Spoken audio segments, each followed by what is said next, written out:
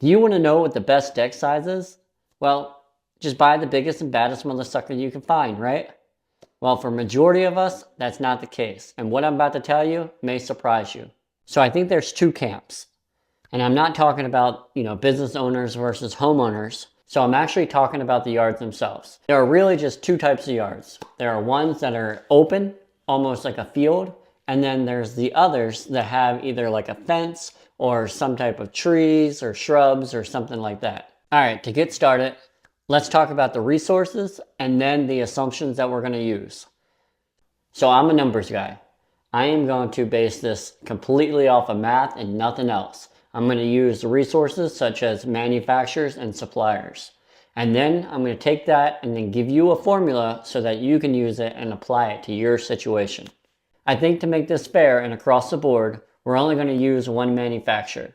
Now, each manufacturer has different engines and different configurations, but just to make sure that we're all on the same page, I'm going to use Skag.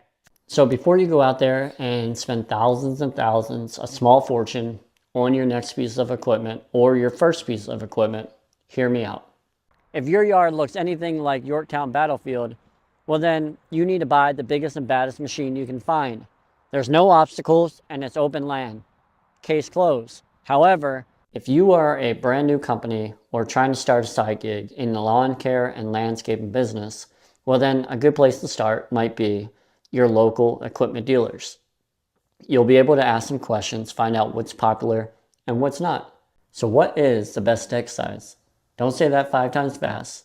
But there is a difference between a company that's doing commercial and residential properties versus a homeowner or somebody that does it on the side or special projects. In either scenario, the 3 things that you need to figure out if money was not an option is what are the average yard size, how fast your piece of equipment can go, and then is there any obstacles?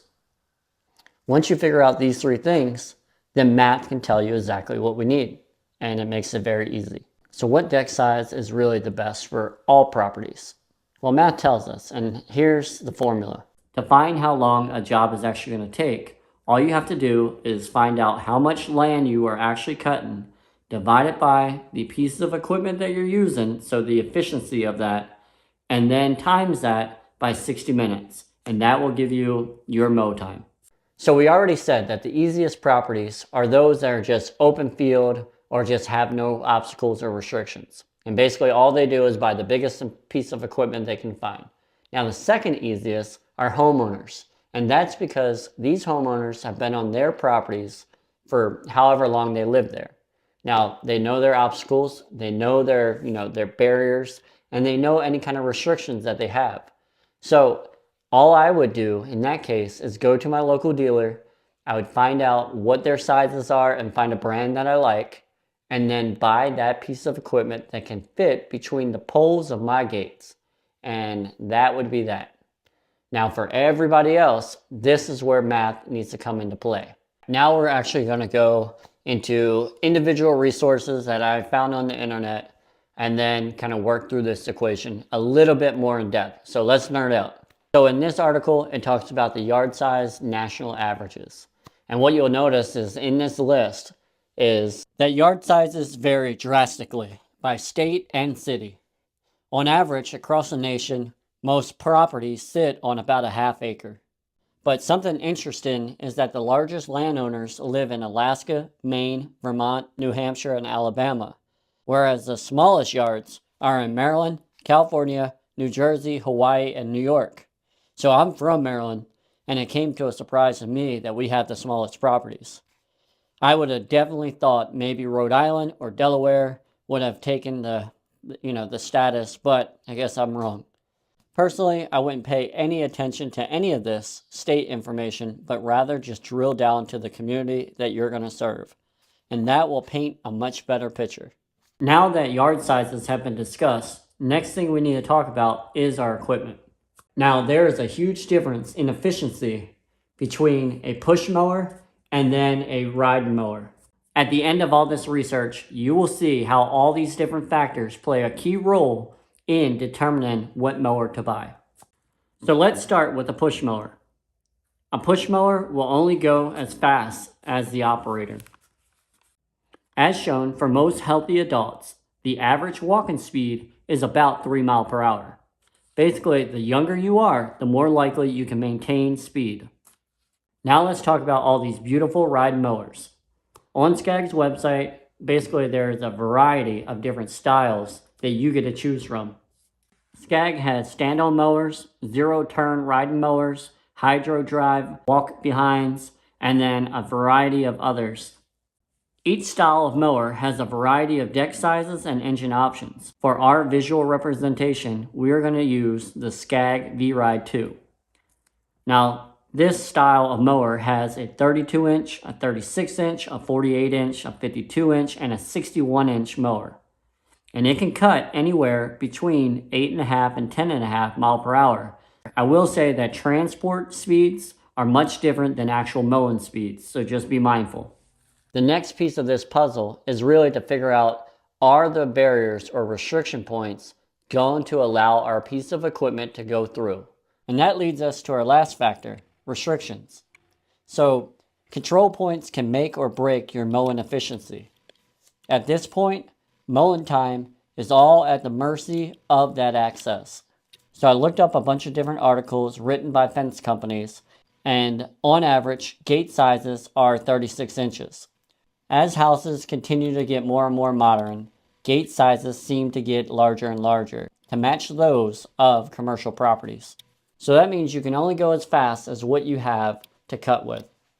Now, let's put everything together and put the information to use. To recap, we said we're going to use a V-Ride 2, which goes 8.5 miles an hour or 10.5 miles an hour, depending on the model.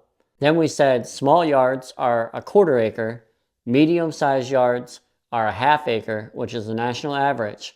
And then lastly, a large yard is going to be an acre of yard. And then the last piece of this puzzle is the standard gate size is 36 inches. So let's see how this plays out. Once you get to a piece of property, you need to figure out the lay of the land. What is open, and then what is behind restricted areas, and how much land is behind that restricted area. So if I have a small front lot and then a huge backyard, but there's a gate or something that's limiting me of getting back there, well, a push mower is going to be miserable. So let's actually get into very specific scenarios. This is a visual representation of various properties. For simplicity, the house and the gate will remain the same throughout. The property is going to be broken down into a front yard and a backyard, and in 3 different yard sizes: small, medium, and large, or 1/4 acre, 1/2 acre, and 1 acre, respectively. We're going to imagine that all backyard access is restricted. So we're going to use the largest mowers available in the V-Ride 2 lineup. That means a 61-inch mower for the front yard and a 36-inch mower for the rear. But for your pleasure, a 30-inch push mower for those companies or potential buyers that bought anything larger than that 36-inch. Alright, so a small front yard and a small backyard. Basically, a 61-inch can do it in 2.9 minutes, 36-inch can do it in 6.1 minutes, and the 30-inch push mower does it in 20.6 minutes. Now the front yard stays the same for the next couple scenarios, but the backyard changes. So for a medium backyard, a 36-inch can do it in 12.1 minutes, and a 30-inch push mower now is 41.3 minutes. And then lastly, for a large backyard, a 36-inch mower can do it in 24.3 minutes, whereas a 30-inch push mower is now up to 82.5 minutes. So as you can tell, if the back gate is limited to a 36-inch, using a ride mower saves significant time. And if forced to use a push mower, the mowing time for the backyard increases dramatically, between 2 to 4 times longer than a 36-inch mower. So I'm pretty sure you already know what I'm about to choose. However, every situation is completely different. Whatever is right in your area, make sure that you do your research before spending all that money. But I think investing in the 36-inch mower is probably your safest bet. Not only are you able to gain access almost anywhere, but also you're able to keep up and maintain a level of efficiency that a push mower cannot. So I think it's safe to say the 36-inch is probably the one to buy. Tell me what you think in the comments below. Is the 36-inch the way to go, or is there something better, or did I miss something? Let me know. I'll see you next time.